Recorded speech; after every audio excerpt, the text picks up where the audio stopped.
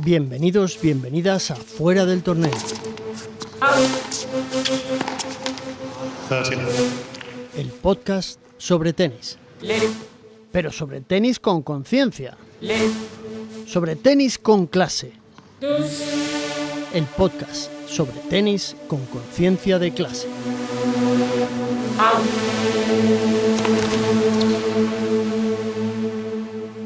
Tras este episodio no creo que me encuentre una cabeza de caballo en mi cama. Después de todo, los datos que doy son públicos y han sido ya expuestos por medios como Cadena Ser, El País o Bukibas. Pero no creo que me consiga precisamente un patrocinio. Quienes me escuchan habitualmente saben que tengo una debilidad casi obsesiva por las carreteras secundarias. Por los lugares donde las cosas ocurren lejos de los focos de la televisión en alta definición, de las salas VIP con aire acondicionado y de las alfombras rojas de los torneos de Grand Slam. En mi profesión como cineasta, eso sería el cine documental y los festivales de cortometrajes. Y en el tenis, esa carretera secundaria sin pavimentar se llama Circuito Challenger y Circuito ITF World Tennis Tour. Hace unos días un entrenador amigo mío me describía una escena que vivió en un torneo pequeño y que se repite cada tarde con una precisión casi fotográfica en cualquier torneo de provincias en España, en Italia, en Argentina o en cualquier lugar. Imaginen la estampa. Una pista pública de tierra batida castigada por el sol, un calor de julio que aplasta el cemento de las gradas. Y abajo, dos tipos metidos en el puesto 250 o 350 del mundo, arrastrando las zapatillas con la camiseta empapada en sudor. Se están jugando los puntos con una red floja que vibra cada vez que la pelota toca la faja de plástico. No hay apenas público. No hay cámaras de televisión. Pero en una de las esquinas de la grada, bajo la sombra escasa de un pino, hay un grupo de chavales jóvenes que no miran la pista. Tienen los ojos fijos en la pantalla de su teléfono móvil. Me contaba este entrenador que la escena rozaba la esquizofrenia clínica. De pronto, uno de los tenistas cometía un error no forzado espantoso, estrellando una bola franca en mitad de la red. Y aquellos chavales lo celebraban en la grada con la rabia contenida de quien mete un gol en el último minuto de la prórroga de una final. 2 puntos después, el mismo tenista fallaba un primer servicio por 2 metros y los mismos chavales lo insultaban por lo bajo con una violencia verbal escalofriante. No estaban siguiendo la trayectoria deportiva de dos atletas. Estaban siguiendo la fluctuación en milisegundos de un algoritmo. Estaban atrapados en lo que la industria del juego llama el microbetting. La apuesta inmediata, al punto, al tipo de saque, a la doble falta que viene en la siguiente bola. Para esa grada improvisada, el chaval que se está deshidratando ahí abajo en la tierra batida ya no es un atleta que busca la excelencia biomecánica. Es un caballo mecánico en un casino flotante global. Esta violencia ya no es una abstracción, ni se queda en el anonimato de un avatar en redes sociales. Ha saltado la valla y se ha metido físicamente en la pista. El chileno Alejandro Tavilo, asentado en la élite del top 30 mundial y semifinalista de Masters 1000, denunciaba públicamente la pesadilla claustrofóbica que se vive en los torneos menores cuando el jugador se sienta en el cambio de lado a beber agua. Escuchar a 2 metros de su espalda a tipos pegados a la red de alambre recitándole la cuota exacta que han perdido por su culpa o amenazándolo a gritos por no haber metido un saque. En el circuito femenino la escala de esa persecución alcanza cifras escalofriantes. Jugadoras como Marina Basols, Aliona Bolshova o Guiomar Maristany han expuesto la realidad cotidiana de sus teléfonos móviles. Una tenista situada en la franja del puesto 150 al 250 del ranking WTA recibe de forma habitual entre 100 y 300 mensajes con amenazas de muerte explícitas, insultos machistas y coacciones a sus familias tras perder un partido de primera ronda en un torneo ITF de $25.000. Pero el punto de inflexión donde la violencia del juego cruzó la línea de la seguridad física se vio en el Challenger de Rosario, en Argentina. En la previa de su partido de semifinales contra el taiwanés Chun Sing-Seng, el tenista argentino Román Burruchaga comenzó a recibir mensajes directos en su propio teléfono móvil a través de WhatsApp, desde un número con prefijo extranjero. No eran exabruptos genéricos de un apostador enfadado. Contenían exigencias directas sobre el resultado del encuentro, amenazas explícitas de muerte e información alarmantemente precisa sobre los movimientos y la ubicación en tiempo real de su propia familia. La gravedad e inminencia de las amenazas obligaron a la directora del torneo, María Gabriela La Rosa, a llamar a la policía de urgencia con el partido ya en marcha. Burruchaga tuvo que saltar a la pista, disputar y ganar aquel encuentro por un doble 6-3 con la cabeza puesta en la comisaría 17 de Santa Fe, donde se tramitaba la denuncia penal. El tenista abandonó el club custodiado por agentes armados de la Policía Nacional Argentina, bajo una orden de la Fiscalía de turno que dispuso vigilancia continua de 24 horas y patrullas custodiando el perímetro de la pista. Frente a este colapso de la seguridad de los atletas, la respuesta institucional de organismos como la ITF, la ATP o la WTA se ha limitado al despliegue publicitario de Threat Matrix, un software de inteligencia artificial desarrollado por la firma Signify Group para monitorizar y filtrar comentarios en redes sociales. La herramienta borra el mensaje de la pantalla de la jugadora, pero la amenaza real sigue grabada en su cabeza cuando tiene que botar la pelota para sacar con 5-4 en el marcador. El sistema ha transformado la competición. El tenista ya no sale a la pista a competir contra un rival, salta a defenderse de un acreedor agresivo. Y entonces es cuando te viene a la cabeza la bomba que Novak Djokovic soltó en una rueda de prensa en Wimbledon. Dijo el serbio que la edad media del espectador que consume tenis tradicional en el mundo se sitúa en torno a los 61 años. Piénsenlo un segundo. 61 años. Significa que el tenis analógico, el de las 4 horas de batalla táctica, el del silencio sagrado entre saques y la liturgia contemplativa de la tarde de domingo, se está muriendo literalmente de viejo. Las nuevas generaciones ya no tienen la paciencia ni la capacidad de atención sostenida para mirar una pista de tenis por el puro placer de la geometría y la resistencia física. Los jóvenes de 18 a 25 años ya no ven tenis como una disciplina deportiva, lo consumen como un flujo continuo de cuotas financieras. Para entender la escala del monstruo que hoy devora el tenis hay que viajar unos años atrás, al momento exacto en que el mundo se detuvo por completo.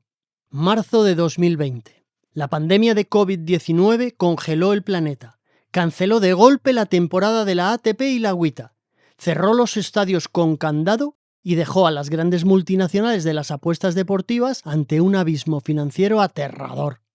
Una maquinaria multimillonaria de generación de beneficios que se había quedado sin un solo evento en directo que llevarse a la boca. Fue en ese vacío absoluto donde la industria del juego demostró una creatividad siniestra. Si el tenis oficial había dejado de existir por decreto sanitario, había que inventarlo en la sombra. La industria descubrió un yacimiento de oro y levantó un negocio multimillonario paralelo, los llamados microdeportes sintéticos o Fast Format Sports.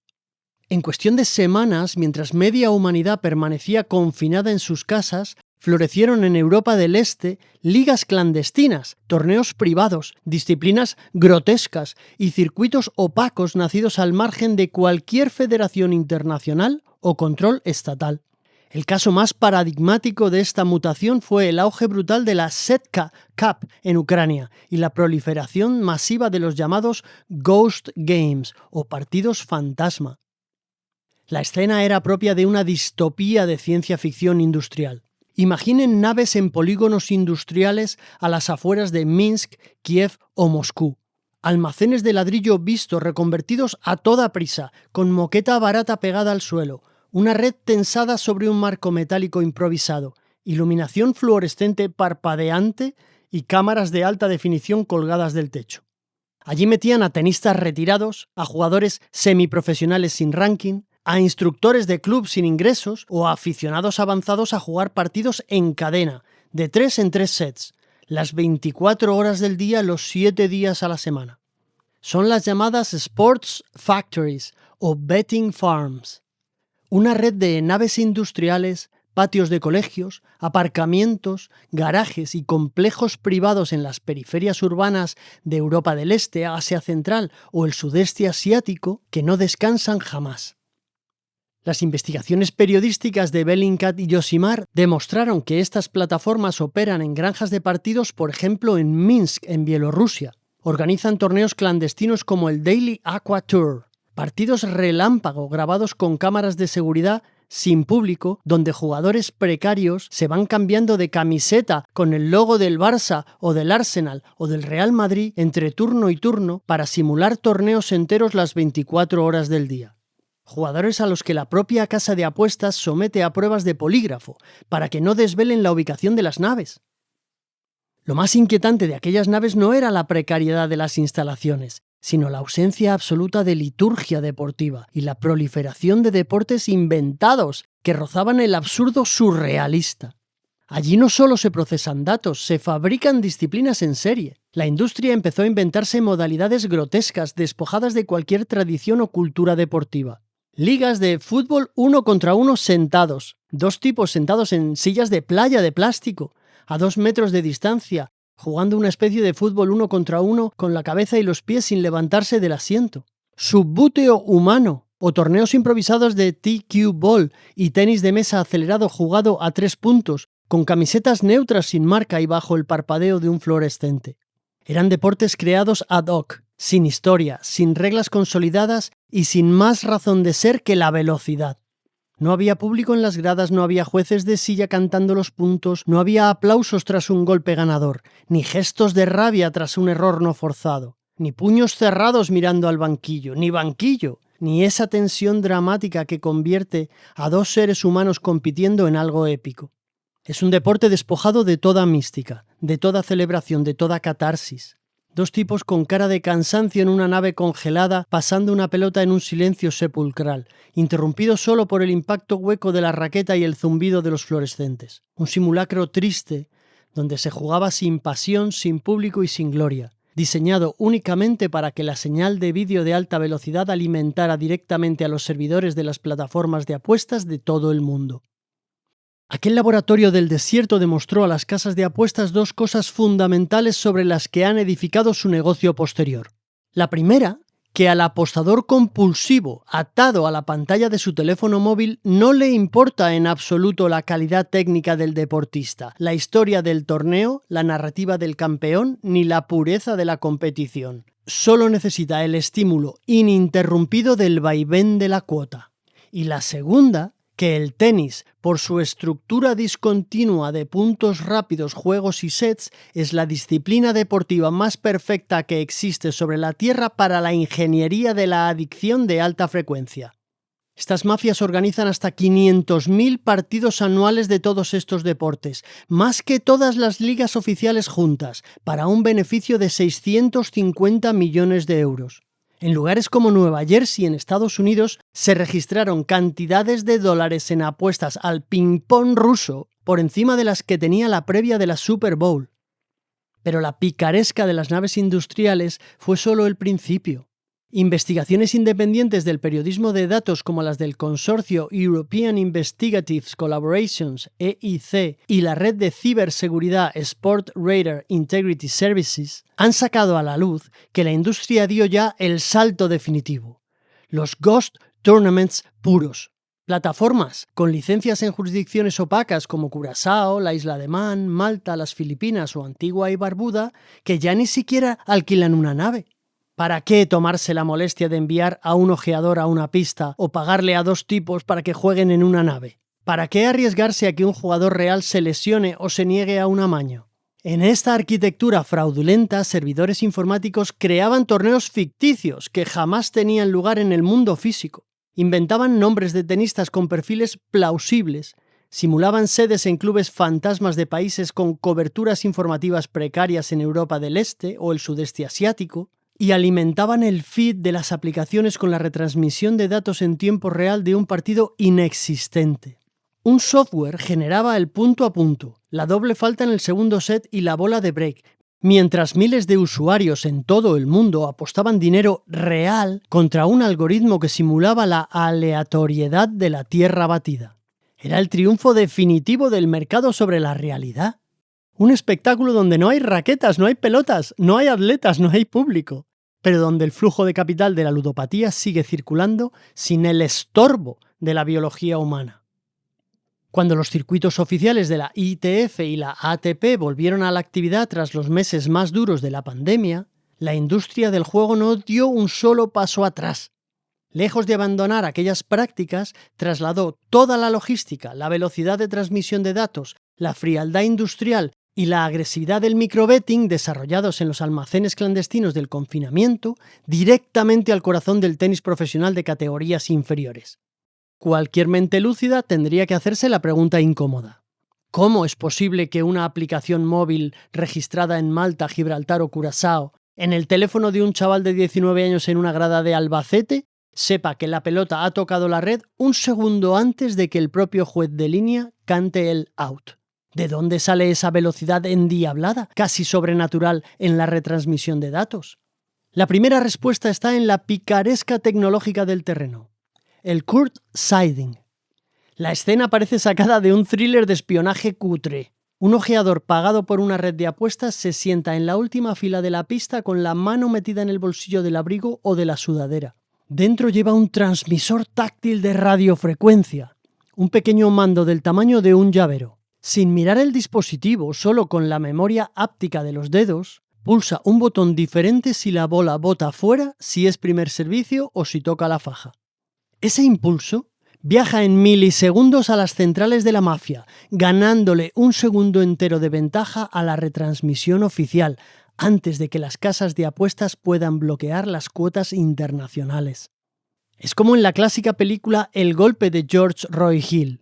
La arquitectura de la gran estafa sobre el villano Doyle Lonergan no consistía en adivinar el futuro, sino en manipular el tiempo.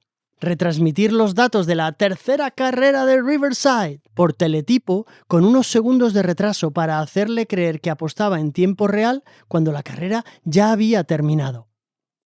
La realidad del mercado es mucho más cínica, mucho más corporativa y está firmada en despachos de moqueta cara con iluminación halógena y café de cápsula. El que le vende los datos de cada punto a la aplicación de tu teléfono no es un tipo con gabardina en un callejón oscuro. Es la propia Federación Internacional de Tenis. Existe un contrato multimillonario renovado sistemáticamente por sumas astronómicas que marean a cualquiera, entre la ITF y gigantes tecnológicos de la gestión de datos como la multinacional suiza Sportradar o la británica Genius Sports. Cada vez que el juez de silla teclea el resultado de un punto en su tableta oficial para que el marcador de la pista se actualice, ese pulso digital tarda menos de un segundo en viajar a los servidores centrales de las casas de apuestas de todo el planeta. En ese preciso instante, el juez de silla, un árbitro pagado por la federación para velar por el reglamento y la nobleza del deporte, sin saberlo o sabiéndolo perfectamente, deja de ser el árbitro de un deporte centenario para convertirse en el croupier en tiempo real de un casino global abierto las 24 horas del día. Llegados a este punto del desastre, uno se ve tentado a quitarse la corbata de la indignación y ponerse la chaqueta del pragmatismo de mercado más descarnado. Al fin y al cabo, si miramos la hoja de Excel con un realismo cínico, ¿no estaremos ante una obra maestra del capitalismo contemporáneo? Miradlo de esta manera. Puede que la Federación Internacional de Tenis haya resuelto dos problemas gigantescos de un solo plumazo. Por un lado, tenían un deporte con una audiencia envejecida que se moría con sus espectadores de 61 años. Por el otro, una base de jugadores infrafinanciada que no tenía dinero para pagarse los billetes de avión. ¿La solución? Convertir cada pista en un salón de juego. Gracias a las aplicaciones móviles, el tenis ha rejuvenecido a su audiencia de golpe. Ya no necesitan que los chavales entiendan la sutil belleza de un revés cortado o una dejada. Basta con que se enganchen a la fluctuación de la cuota en la pantalla de su teléfono. Y con el dinero que esas multinacionales pagan por los datos, se subvencionan los torneos donde juegan los chavales que mañana serán estrellas. Es la simbiosis perfecta. Un sistema de economía circular, donde la corrupción se ha vuelto además elegante, microscópica, quirúrgica. El tenista se saca el sueldo del mes, el apostador de la grada se lleva su comisión, la casa de apuestas genera tráfico global y la federación cobra su porcentaje por la venta del dato. Todo el mundo gana. Es una máquina perfecta donde el resultado final del partido sigue siendo real. El espectador de 61 años ve su partido aparentemente limpio en la televisión de su salón y el chaval de 19 años tiene su chute instantáneo de dopamina en el móvil. La maquinaria funciona. Nadie sale herido. Todo el mundo gana, todo el mundo cobra. ¿Quién pierde entonces? Hay una paradoja moral devastadora en esta pregunta. Durante las décadas de 1980 y 1990, el tenis mundial hizo un esfuerzo institucional titánico, anunciado a bombo y platillo en todos los grandes medios, para expulsar de sus pistas el patrocinio de las grandes multinacionales del tabaco y las marcas de bebidas alcohólicas. Se eliminaron los míticos torneos patrocinados por Virginia Slims, Marlboro o Winston, bajo la premisa indiscutible de que el deporte debía proyectar salud, higiene, superación y valores impecables para la juventud. Sin embargo, el vacío financiero dejado por las tabacaleras no lo ocupó la filantropía ni el mecenazgo cultural. Lo ocupó de forma agresiva y sin escrúpulos la industria de las apuestas online. El tenis expulsó el humo del tabaco y las botellas de ginebra para abrirle la puerta de par en par a una adicción infinitamente más limpia por fuera, pero mucho más destructiva por dentro.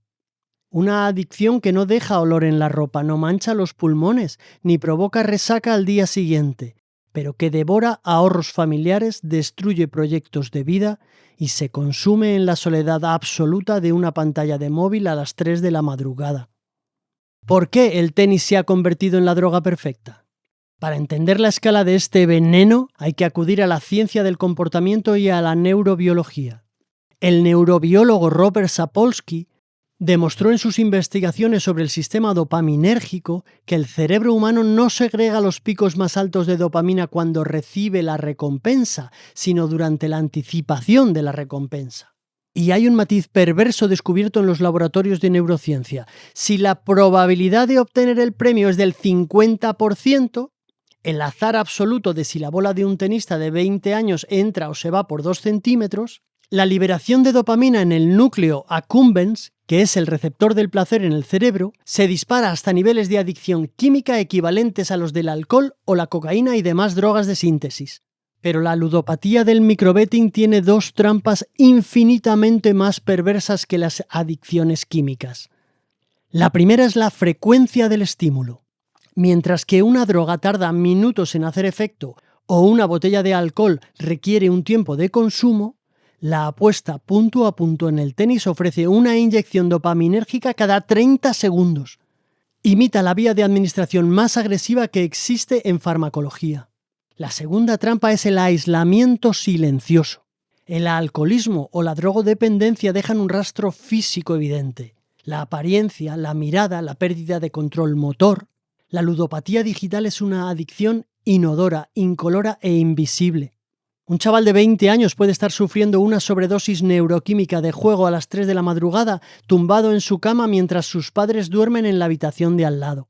No deja olor en la ropa ni resaca en el cuerpo, pero devora los ahorros, liquida la salud mental y conduce a tasas de ideación y tentativa de suicidio, ojo, que duplican a las de cualquier otra adicción por sustancias.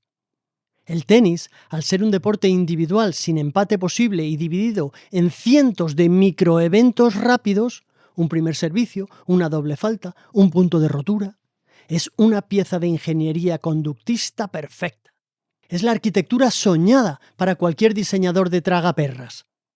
Las casas de apuestas no han patrocinado el tenis, han hackeado la estructura temporal del tenis para transformarlo en una máquina tragaperras gigante.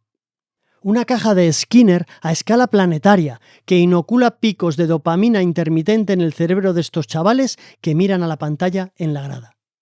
Los datos oficiales de la salud pública le ponen números de pesadilla a esta tragedia, al menos en España. Según las encuestas oficiales del Plan Nacional sobre Drogas, elaboradas por el Ministerio de Sanidad, un 23,5% de los estudiantes de 14 a 18 años que apuestan online presentan ya un patrón clínico de juego problemático o patológico. Un 21,5% de los jóvenes admite haber apostado dinero real en el último año. y la red sanitaria pública contabiliza cerca de 5.000 admisiones anuales a tratamiento médico especializado por adicciones comportamentales vinculadas al juego digital. Aquí es donde la paradoja del sistema se vuelve sangrienta y criminal. El tenis de arriba, el de los palcos aristocráticos de Wimbledon, los trajes de lino y los derechos de televisión millonarios de los Masters 1000, se están quedando sin oxígeno porque su público se jubila. Pero el tenis de abajo, los cientos de torneos pequeños que se juegan en clubes municipales de provincias, se financia directamente vendiendo la carne de sus partidos a los servidores de apuestas que consumen los jóvenes que jamás comprarán una entrada para ver un partido entero. El sistema no está roto por accidente. Está diseñado deliberadamente para sostenerse sobre la ludopatía masiva de la base. Mientras la élite se llena la boca en las ruedas de prensa hablando de los valores del deporte y el fair play, el verdadero motor invisible del tenis de base se ha convertido en una gigantesca fábrica de generación de datos brutos para el casino global. Volvamos a la realidad de los que sí sudan. Para entender cómo se corrompe una carretera secundaria real, primero hay que entender el costo exacto, céntimo a céntimo, de transitarla. Hay una narrativa barata, romántica y perezosa en los medios de comunicación convencionales que nos habla del tenis humilde que duerme en el coche, come bocadillos de atún y viaja en trenes nocturnos para cumplir su sueño de infancia. Pero la realidad de los vestuarios del tenis profesional menor no tiene nada de romántica. Es contabilidad descarnada, números rojos y angustia financiera diaria. Si acudimos a los datos del Global Tennis Report, publicados por la propia Federación Internacional de Tenis, la radiografía del sistema da vértigo. En todo el planeta, entre los miles de jugadores que intentan dedicarse a esto de forma profesional, solo aproximadamente unos 350 hombres y 250 mujeres logran que los premios oficiales ganados en pista cubran íntegramente sus costes de temporada. Todos los demás están perdiendo dinero cada vez que se atan las zapatillas. Hagamos una cuenta detallada. Mantener la carrera en marcha en el circuito menor, pagarse los billetes de avión semanales comprados a última hora, las noches en hoteles de 2 o 3 estrellas, las comidas, el alquiler de pistas de entrenamiento, encordados de raqueta a 20 euros por cordaje, el fisioterapeuta, la gasolina y un entrenador a media jornada compartido, le cuesta a un tenista profesional entre 40.000 y 60.000 euros al año como mínimo, indispensable. Hagamos ahora el contraplano brutal con los ingresos oficiales que ofrece la estructura del circuito. Un jugador situado en la franja del puesto 300 al 500 del ranking ATP, que es un atleta de élite entre los 500 mejores del planeta en su disciplina, ingresa una media de entre 15.000 y 20.000 dólares brutos al año en premios. Si bajamos al barro del circuito ITF World Tennis Tour, los torneos M15 y M25 que constituyen la puerta de entrada obligatoria al profesionalismo, el abismo se vuelve un chiste de mal gusto. Caer en la primera ronda de un torneo categoría M15 le reporta a un jugador un cheque oficial de entre 150 y 300 euros brutos. Ganar el torneo entero, tras 5 días de exigencia física brutal bajo un calor asfixiante, superando 5 partidos consecutivos contra rivales hambrientos, apenas le reporta unos 1.800 o 2.000 euros. Si a esa cifra le restas la retención fiscal en origen del país donde se disputa el torneo, el billete de avión, la habitación de hotel y el porcentaje del técnico, el ganador absoluto del torneo ha trabajado literalmente a pérdida. Un tenista en esta franja compite con un déficit estructural anual medio de entre 15.000 y 25.000 euros. Cuanto más juega, cuanto más viaja y cuanto más gana partidos, más pobre se vuelve. El tenista de base no es una plataforma de lanzamiento hacia la riqueza, es una estructura de pobreza planificada. Y es exactamente en esa brecha de desesperación financiera, en esa hendidura donde se cruzan las deudas acumuladas con la falta de patrocinios, donde entran las mafias transnacionales y la plaga del amaño de puntos, spot fixing. En España lo sabemos extraordinariamente bien porque nuestro país ha sido el escenario de algunas de las operaciones policiales más complejas del continente. Recordemos la Operación Yuyus, liderada por la Guardia Civil y la Fiscalía Anticorrupción. Aquella macrorredada se saldó con 83 personas investigadas, 28 tenistas profesionales implicados, varios de ellos participantes en Grand Slams y torneos Challenger, y la incautación de más de 167.000 euros en dinero en efectivo, cuentas bancarias bloqueadas y vehículos de alta gama. La red, de origen armenio, utilizaba una multitud de identidades usurpadas para realizar apuestas masivas desde plataformas digitales en varios continentes. O la operación Vitures, llevada a cabo por la Policía Nacional, que desarticuló otra ramificación perfectamente organizada que corrompía sistemáticamente a jugadores de las categorías inferiores en torneos disputados en la península ibérica. O la operación Mosaico, donde la Policía Nacional destapó la figura del fontanero del vestuario. Tipos que se acreditan en los torneos menores como entrenadores, preparadores físicos o acompañantes, paseándose con impunidad por la zona de jugadores. Su trabajo no era entrenar el revés de nadie, era el cara a cara. Le pagaban al chaval el hotel de la semana a cambio de fallar el primer servicio en el tercer juego del segundo set, enviando la confirmación a las centrales mediante mensajes encriptados en Telegram. Y más recientemente, las investigaciones coordinadas por Eurojust y la ETA a raíz del registro e intervención en un domicilio de Guadalajara, que destaparon una célula criminal internacional con tenistas detenidos en territorio francés y más de 800.000 euros de beneficios ilícitos generados mediante el control de marcadores en tiempo real. En medio de este entramado, la tragedia de los propios jugadores, que terminan convertidos en captadores, como ocurrió con el egipcio Youssef Hossam, suspendido de por vida con solo 21 años tras acumular 21 infracciones anticorrupción. Hossam empezó a amañar y a actuar de intermediario con solo 17 años. Entre los 17 y los 21 no solo vendía sus propios partidos, se paseaba por los vestuarios pidiendo a otros chavales que no se esforzaran, convirtiendo su propia carrera menor en una oficina itinerante de corrupción. Pero la verdadera tragedia humana ocurre cuando la red criminal salta de la grada directamente a la habitación de la pensión. Imaginen esta escena, que podría ser real. Un chaval de 20 o 22 años solo en la habitación de un hotel de un polígono en un país del este de Europa o del norte de África. Sabe que le quedan 200 euros en la tarjeta de crédito, que la semana que viene no tiene patrocinador para pagar el billete a la siguiente previa y que si pierde al día siguiente tendrá que llamar a sus padres para pedirles dinero prestado por enésima vez. De pronto, a las 11 de la noche recibe un mensaje privado en su cuenta personal de Instagram o Telegram desde un perfil anónimo. No le piden que pierda el partido entero. Perder el partido levantaría las alarmas inmediatas de los algoritmos de detección de volumen de apuestas atípicas de la ETA y de la Interpol. Le piden algo casi invisible, un spot fixing indetectable para el espectador ordinario. Falla el primer servicio en el tercer juego del segundo set. Comete una doble falta.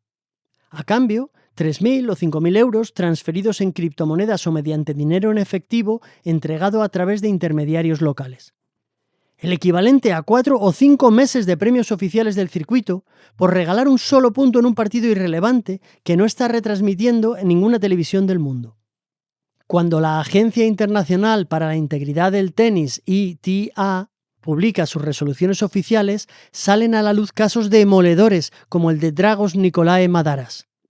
El tenista rumano nacionalizado sueco, que había llegado a rozar el top 200 mundial, fue suspendido de la competición durante 4 años y multado con miles de dólares tras probarse hasta 10 infracciones graves del programa anticorrupción del tenis, incluyendo el amaño repetido de eventos y la negativa explícita a entregar su teléfono móvil personal a los investigadores de la institución cuando fue interceptado en un torneo.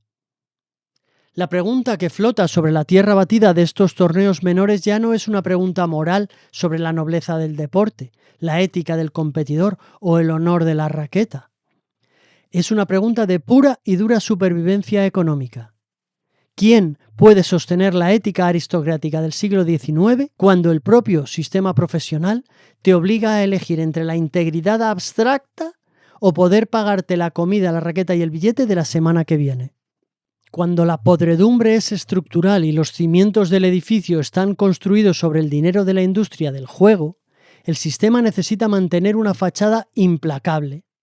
Necesita demostrar al mundo que persigue la trampa, pero lo hace mediante una hipocresía atroz, castigando con una dureza bíblica al peón, al eslabón más débil, mientras protege celosamente el engranaje millonario que hace posible el negocio. Es la ley de la omertá, la ley del silencio, llevada al tenis profesional. Un muro de silencio donde el que habla se convierte de inmediato en un apestado, en un traidor para sus compañeros y un estorbo incómodo para las propias federaciones. El caso del tenista ucraniano Sergei Stakhovsky, quien saltó a la fama mundial tras ganar a Roger Federer en la pista central de Wimbledon en 2013. Puso de manifiesto por primera vez en voz alta esta atmósfera de secretismo y opacidad. Stakhovsky denunció públicamente haber recibido ofertas millonarias en los partidos de los torneos para dejar caer partidos y reveló el ambiente de desconfianza absoluta que se respira en los vestuarios del circuito Challenger. Pero el calvario más desgarrador, paradigmático y cruel de la historia reciente del tenis mundial lo encarna sin duda alguna el tenista argentino Marco Trungelliti. En el año 2015, Trungelliti, un jugador abnegado y trabajador que peleaba día a día en los márgenes de los torneos Challenger para meterse entre los 100 mejores del mundo, fue contactado en Buenos Aires por un mafioso local. El intermediario le ofreció un esquema de ingresos mensuales fijos a cambio de unirse a una red organizada de amaños de partidos. Trungelliti, educado en una ética deportiva intachable, no solo rechazó la oferta de inmediato, sino que hizo lo que el reglamento del programa anticorrupción del tenis exige bajo amenaza de sanción. Denunció el intento de soborno ante la Unidad de Integridad del Tenis, la TIU, predecesora de la actual ITA. Su testimonio permitió la sanción de varios tenistas, entre ellos Federico Coria, Nicolás Kicker o Patricio Eras. Sin embargo, lo que esperaba el tenista no fue el reconocimiento ni el aplauso de sus pares, ni la protección institucional de las autoridades deportivas. Fue el infierno en la tierra. La información de su testimonio se filtró. De la noche a la mañana, Marco Trungelliti se convirtió en el soplón. En los vestuarios del circuito sudamericano e internacional, compañeros con los que había compartido años de viajes le retiraron el saludo. Los tenistas le giraban la cara en la cafetería, le negaban el entrenamiento en las pistas de calentamiento, le dedicaban insultos entre dientes en los pasillos e incluso recibió amenazas de muerte dirigidas a él y a su familia. La propia comunidad del tenis, corroída por la complicidad o la cobardía, prefirió señalar al hombre honesto que romper el pacto de silencio. Trungelliti sufrió cuadros severos de ansiedad, ataques de pánico y un desgaste psicológico brutal que lastró de forma definitiva los años centrales de su carrera profesional. Mientras las autoridades de la ITF y de la ATP se fotografiaban en torneos de gran gala presumiendo de su lucha contra el fraude, el hombre que lo había arriesgado todo por la limpieza del deporte se vio obligado a mudarse a Andorra, aislado, estigmatizado y abandonado a su suerte por el propio organismo al que había ayudado. Como dijo el propio Trungelliti en TIC Sports, si el tenis quisiera limpiar esto, lo solucionaría en 24 horas, pero no les interesa porque hay demasiado dinero de por medio. Esta doble moral quedó al descubierto de forma aplastante con la publicación del demoledor informe independiente sobre la integridad del tenis, Independent Review Panel Report, una investigación de más de 2 años encargada tras las revelaciones explosivas de la BBC y BuzzFeed News en 2016, que costó más de $15 millones. Las conclusiones de aquel informe fueron un torpedo directo a la línea de flotación de las instituciones que rigen el deporte.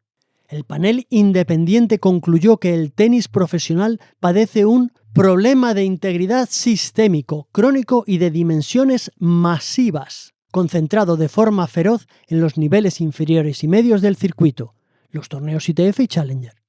El informe señalaba de forma explícita la paradoja perversa del sistema. La ITF vendía los datos de retransmisiones en tiempo real, live scoring, de torneos donde los jugadores no ganaban dinero suficiente para cubrir sus costes mínimos de vida, creando así el caldo de cultivo perfecto para la corrupción generalizada.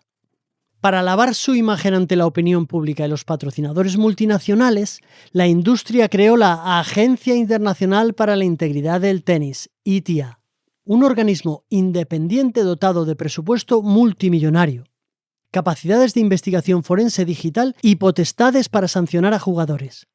Pero la ITA actúa en la práctica como el brazo ejecutor de un orden clínico.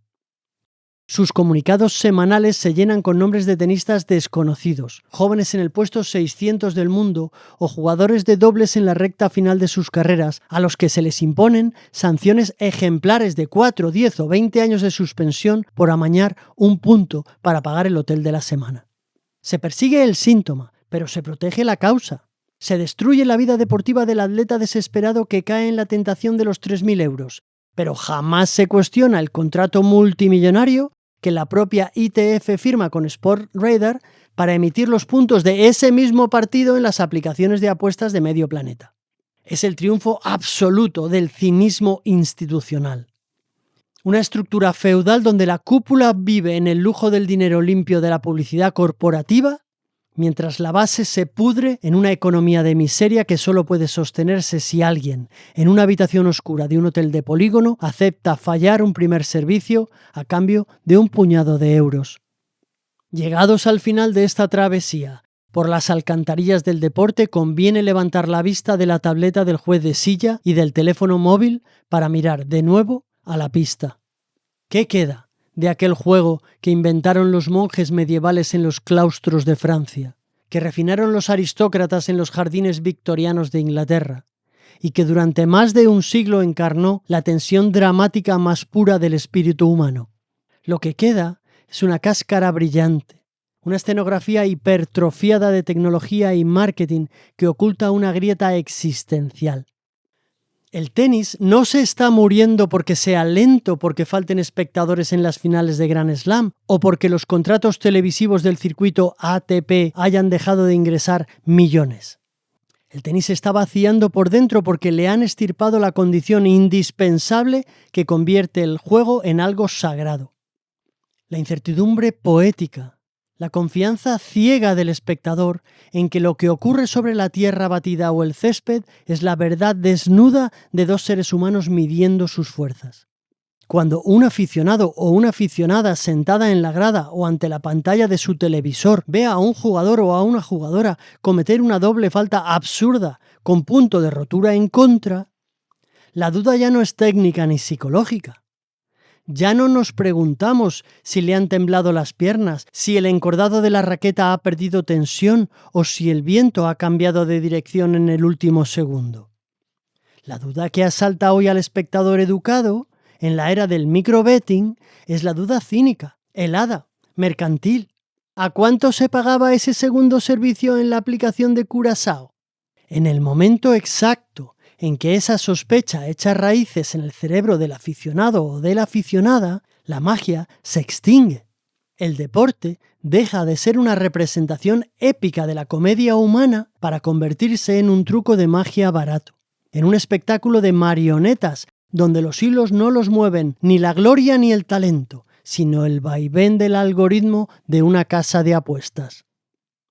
La paradoja más trágica de este proceso es que la industria del juego ha construido su imperio financiero parasitando la belleza del tenis, pero en el camino está destruyendo el organismo que la alimenta. Al transformar un partido de 3 horas en miles de microeventos dopaminérgicos de 10 segundos, la industria ha educado a una nueva generación de consumidores incapaces de disfrutar de la narrativa lenta, dolorosa y majestuosa de un quinto set.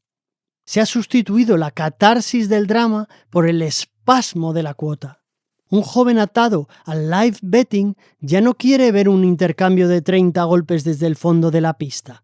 Solo necesita saber si el siguiente saque será directo o no para cobrar su apuesta antes de que parpadee el marcador. Es la victoria definitiva del capitalismo de alta frecuencia sobre la cultura. La misma lógica que ha fragmentado nuestra atención en vídeos de 15 segundos de TikTok o Instagram o en titulares estridentes de redes sociales ha desembarcado en el tenis para despedazar su estructura temporal. Se ha vendido el alma del deporte a cambio de liquidez inmediata.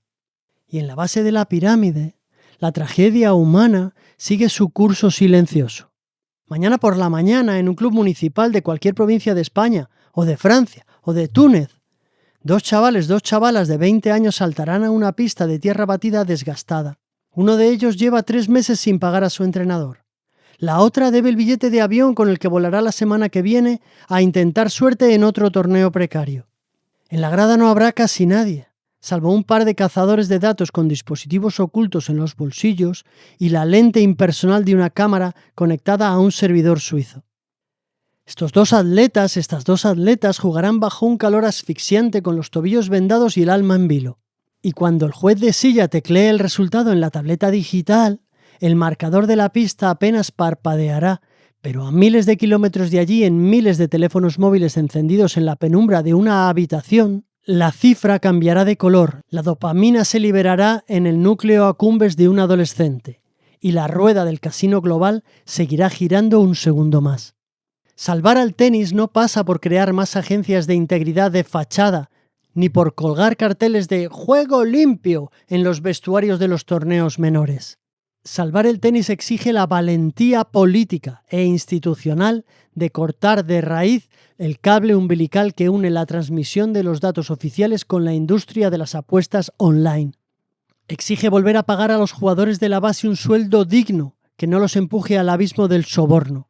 Devolver la liturgia del silencio y el respeto a las pistas y entender de una vez por todas que el deporte solo es deporte cuando no se puede comprar ni vender.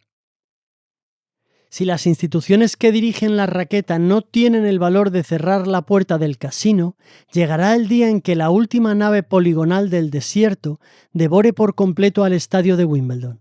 Y ese día descubriremos, ya sin remedio, que no solo nos hemos quedado sin campeones, sino que hemos cambiado la gloria, la pasión y la belleza de un juego centenario por la triste e infinita soledad de un marcador digital que nunca se apaga. Por eso, cuando volvemos a escuchar la queja de Novak Djokovic en las salas de prensa sobre si los torneos duran 12 o 14 días, nos damos cuenta del abismo insalvable que separa el palco de cristal de la tierra batida que pisamos en las carreteras secundarias. La élite exige un reinicio del calendario para que los 10 mejores del mundo puedan gestionar su fatiga en hoteles de 5 estrellas. Pero el tenis se está muriendo abajo, en las pistas municipales donde la federación vende los datos de los atletas en tiempo real para cuadrar sus presupuestos. En los vestuarios donde chavales de 20 años eligen en la soledad entre el amaño de un punto o la quiebra personal. Y en unas gradas vacías de aficionados a la raqueta, pero llenas de pantallas que parpadean buscando la fluctuación de la próxima cuota. El verdadero reinicio de este deporte no consiste en acortar 3 días el cuadro de un Masters 1000. Consiste en romper de forma radical el contrato de cesión de datos con las multinacionales del juego, desvincular la economía de la base de la ludopatía digital y proteger hasta las últimas consecuencias a los tipos íntegros como Marco Trungelliti. Quizás solo así la pérdida sea asumible. O quizá lo único que se pierda sea una idea romántica, anacrónica y ridícula que ya no cabe en este siglo. La vieja e ingenua esperanza de que cuando 2 atletas entran en una pista de tenis, las líneas blancas delimitan un territorio sagrado. Un espacio limpio donde las cosas ocurren por la pura tensión entre el talento, el entrenamiento, el azar y el cuerpo humano. Y no porque un servidor informático en Malta haya decidido el dividendo de la próxima hora. Quizá el tenis no se está rompiendo. Quizás solo se esté adaptando al aire de su tiempo para que el casino global no se quede nunca a oscuras. Gracias por escuchar. Esto es Fuera del Torneo, el podcast sobre tenis. Pero el podcast sobre tenis con conciencia, sobre el tenis con clase. El podcast sobre tenis con conciencia de clase.